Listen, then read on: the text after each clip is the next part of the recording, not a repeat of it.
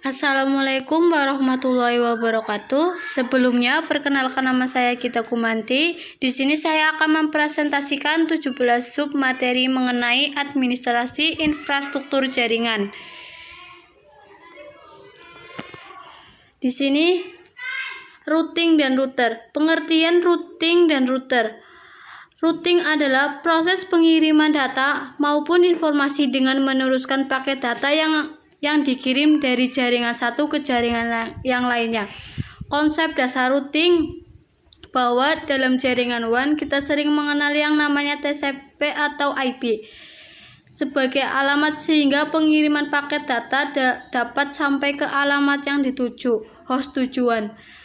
TCP atau IP membagi tugas masing-masing mulai dari penerima paket data sampai pengiriman paket data dalam sistem sehingga jika terjadi permasalahan dalam pengiriman paket data dapat dipecahkan dengan baik. Di sini berdasarkan pengiriman paket data, routing dibedakan menjadi routing langsung dan routing tidak langsung. 1. Routing langsung merupakan sebuah pengalamatan secara langsung menuju ke alamat tujuan tanpa melalui host lain. Contoh, sebuah komputer dengan alamat 192.168.1.2 mengirimkan data ke komputer dengan alamat 192.168.1.3. 2. Routing tidak langsung merupakan sebuah pengalamatan yang harus melalui alamat host lain sebelum menuju ke alamat tujuan. Seperti komputer dengan alamat 192.168.1.2 mengirimkan data ke komputer dengan alamat 192.168.1.3.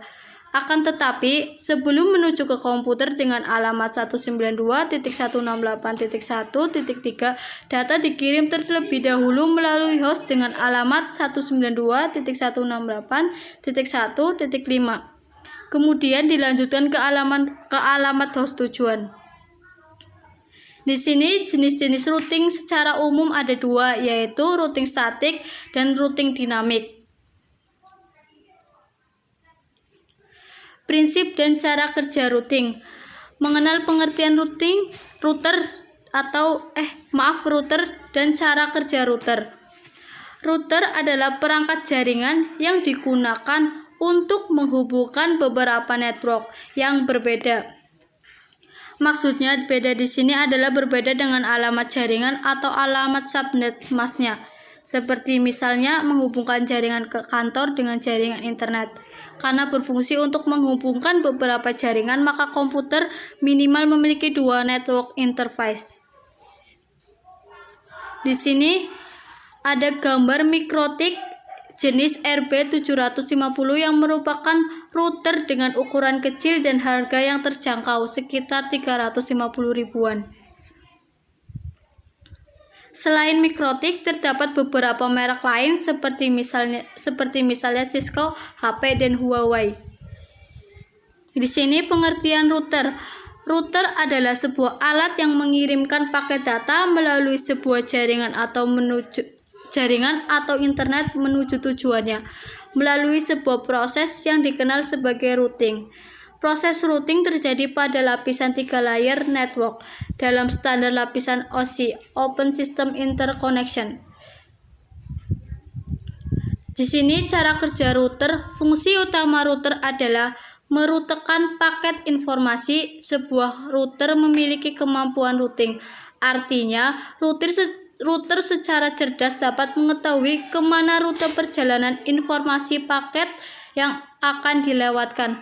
Apakah tujuan untuk host lain yang satu network ataukah berada di network yang berbeda. Di sini ada ilustrasi mengenai cara kerja router. Ini dapat dilihat pada gambar di bawah ini.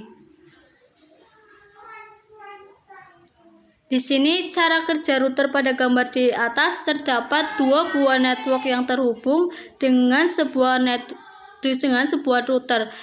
Network sebelah kiri yang terhubung ke port 1, router mempunyai alamat network kelas C yaitu 192.168.1.0.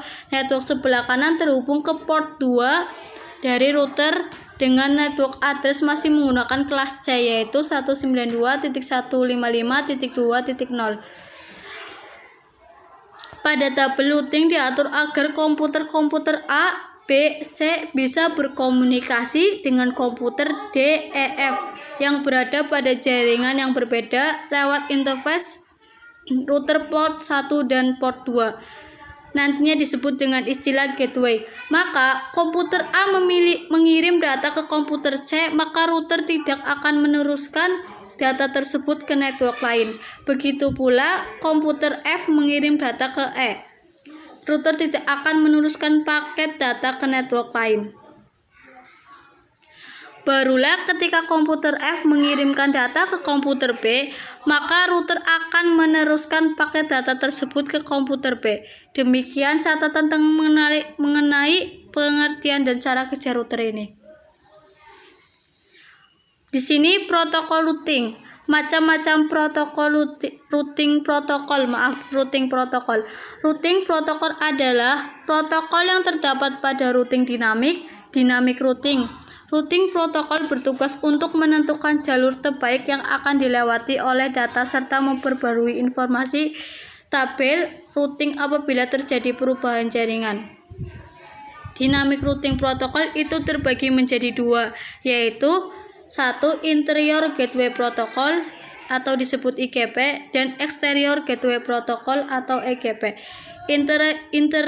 Interior Gateway Protocol IGP adalah routing protokol yang digunakan pada jaringan yang terletak dalam satu as autonomous system yang sama. Autonomous system sendiri adalah sekumpulan jaringan yang dikelola dan dikendalikan oleh otoritas administratif tunggal yang menggunakan kebijakan routing internal yang sama. Di sini contoh dari autonomous system dapat kita lihat pada jaringan kampus, jaringan kantor yang memiliki banyak cabang dan jaringan ISP, sementara contoh IGP antara lain RIP, EIGRP, OSPF, IS. 2. Exterior Gateway Protocol. Jika IGP digunakan untuk menghubungkan router-router yang terletak dalam satu as yang sama, maka EGP merupakan kebalikannya, yakni routing protokol yang digunakan untuk menghubungkan jaringan routing antara autonomous system. Routing protokol ini digunakan untuk routing ke luar Amerika seperti Amerika Serikat. Oleh karena itu disebut Exterior Gateway Protocol. Contoh dari protokol EGP adalah BGP. Maaf yang tadi salah. Border Gateway Protocol.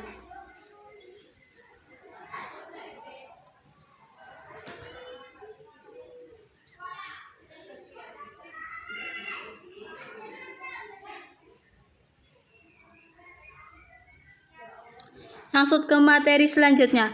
Default route. Apa itu default route?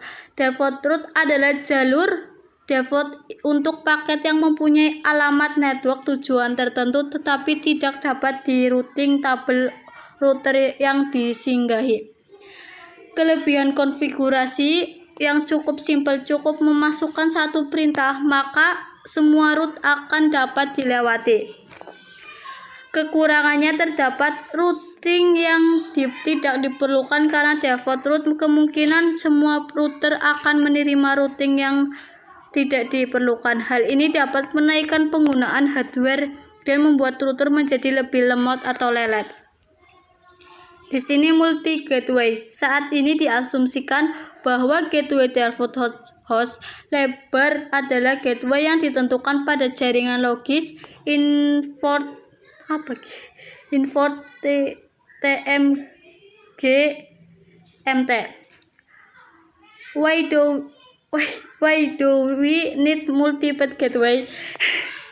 Ovid mengasumsikan bahwa gateway default host adalah gateway yang ditentukan pada jaringan Ovid TMG-MT.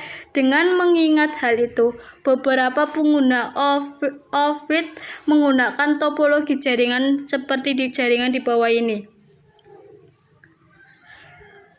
Administrator membuat jaringan baru dan menerapkan sebagai jaringan display host Ovid terhubung kedua jaringan Ovid MGMT 10.0.0.0 via ETH0 dan jaringan display 20.0.0.0 via ETH1.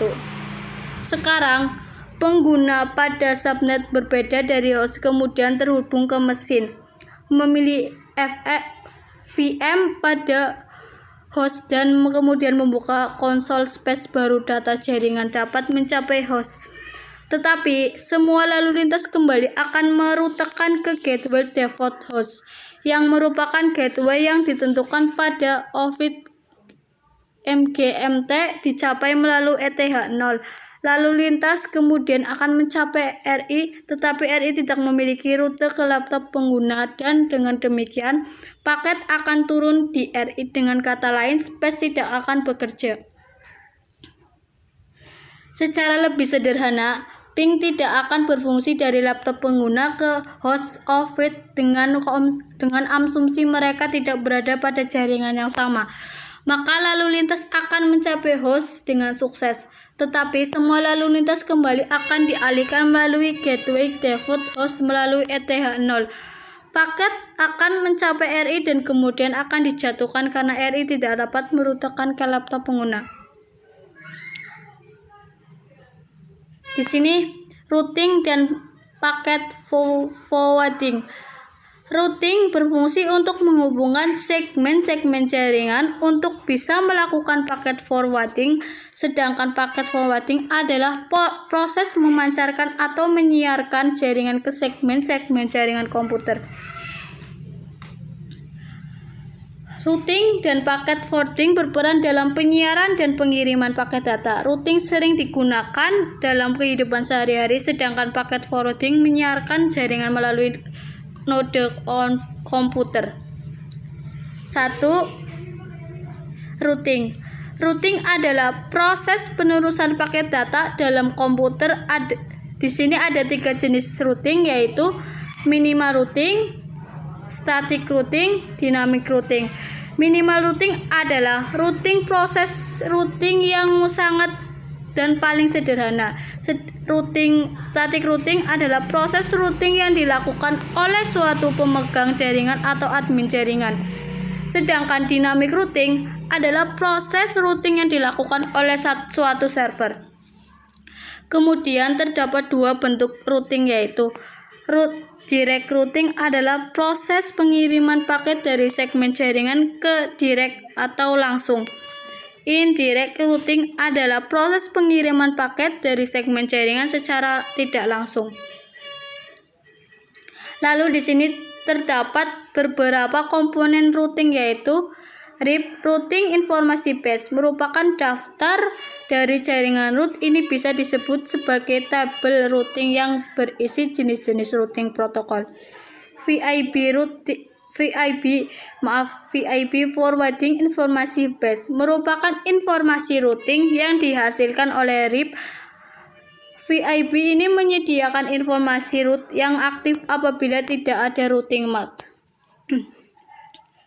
2. Paket forwarding. Pada paket forwarding ada dua jenis pola penyiaran, yaitu pola forwarding unicast dan pola multicast forwarding. Pola yang umum digunakan adalah pola forwarding unicast, yang dimana mengirim paket secara langsung secara berantai melalui link-link tertentu, sedangkan untuk multicast forwarding adalah gabungan dari unicast, yaitu paket berantai yang berjumlah banyak yang dikirimkan dari link-link tertentu. Di sini bridging. Pengertian bridging. Bridging adalah suatu teknik untuk menghubungkan beberapa interface routing menjadi satu segmen jaringan. Jika menerapkan teknik bridging, ini nantinya cara kerja routing bisa diibaratkan secara switch agar lebih jelas. Bisa dilihat dari topologi teknik bridging di bawah ini. Kegunaan bridging lainnya secara detail bisa dijelaskan di bawah ini. 1. Untuk penghubung antara dua jaringan di tempat jauh. 2. Otonomi dari beberapa jaringan.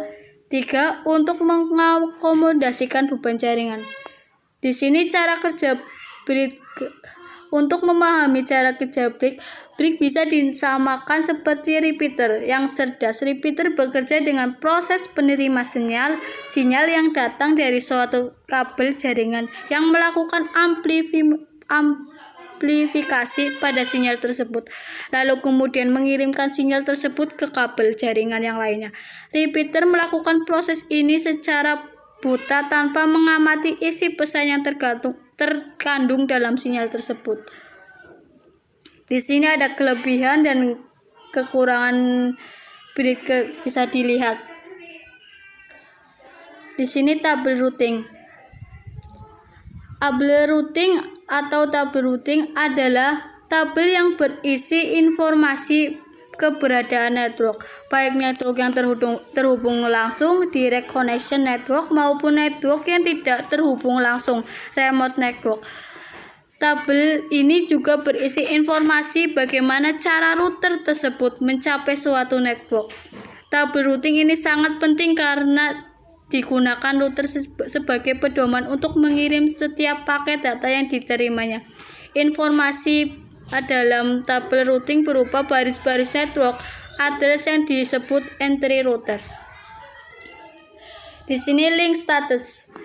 Protokol routing link stat merupakan pendekatan lain seperti protokol routing link stats, lebih mirip sebuah peta jalan karena mereka membuat sebuah peta topologi dari sebuah jaringan dan setiap router menggunakan peta ini untuk menentukan jalur terpendek ke setiap jaringan.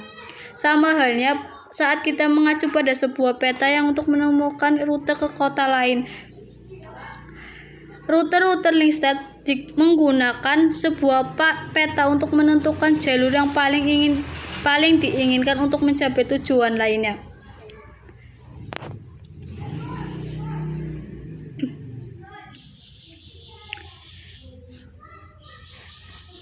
Di sini langsung ke distance vector.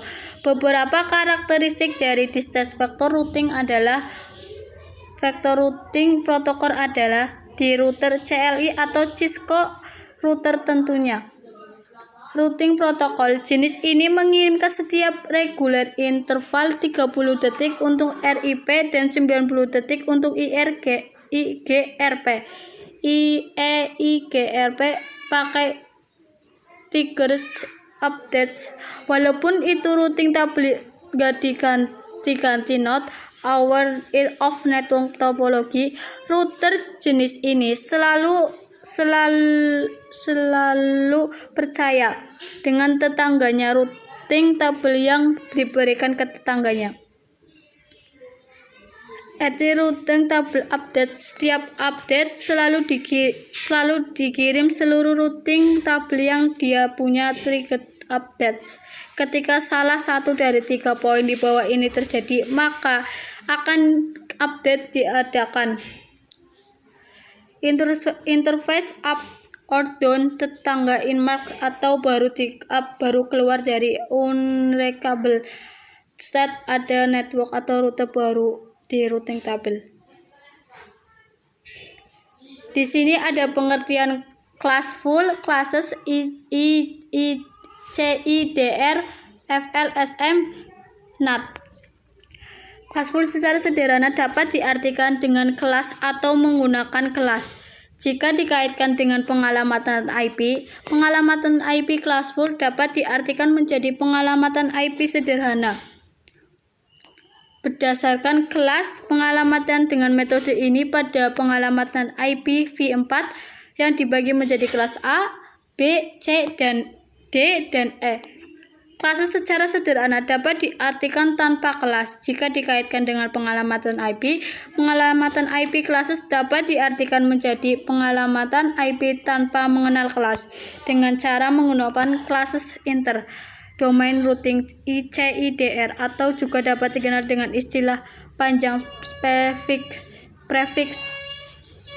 Di sini PLSM atau variable length subnet mask adalah pengembangan mekanisme subnet routing, di mana dalam FLSM dilakukan peningkatan dari kelemahan subnetting klasik, yang mana subnet klasik, subnetting heterogeneous, dan subnet honest tidak bisa digunakan.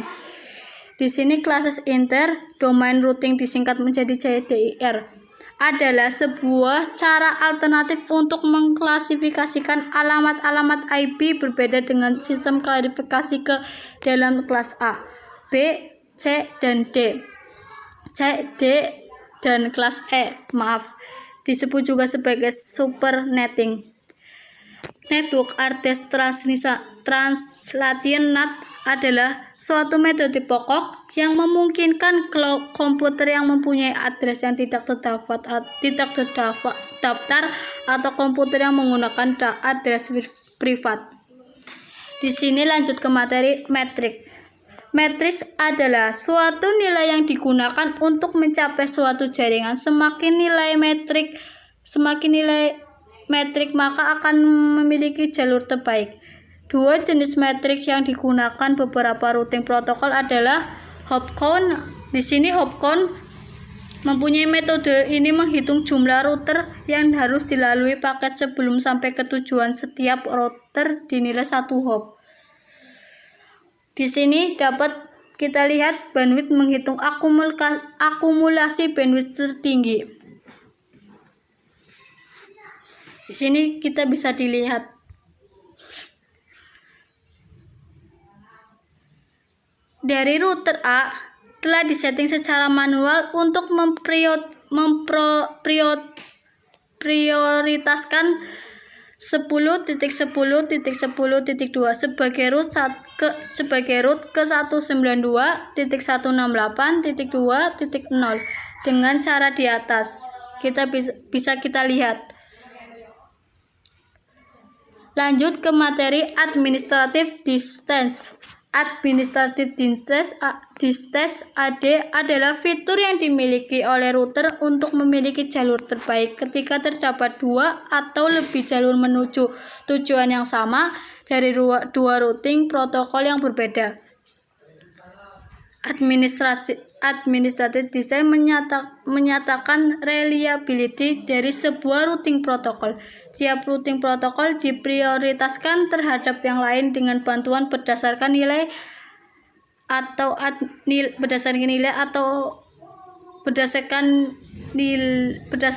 nilai administrasi distance AD. Lanjut ke materi load balancing.